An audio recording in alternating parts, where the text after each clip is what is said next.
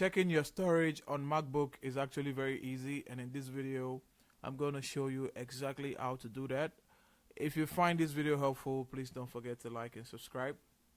Now the first thing I'd like you to do is navigate to your desktop on your MacBook, and now we're going to go to the Apple logo at the far upper left of your desktop.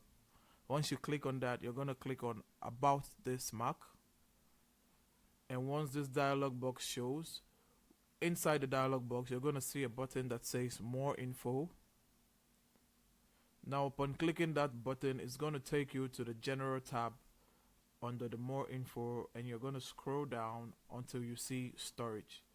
Now the storage that you have here is going to give you a brief detail of the total storage that you have and the available storage that you have.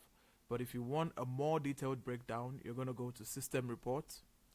On the System Reports, you're going to come on this left side under Hardware, you're going to come to Storage, and now you should have your full breakdown of your Mac storage. Now that's how you check your storage on MacBook. And if you find this video helpful, please don't forget to like and subscribe. Until the next one, see ya.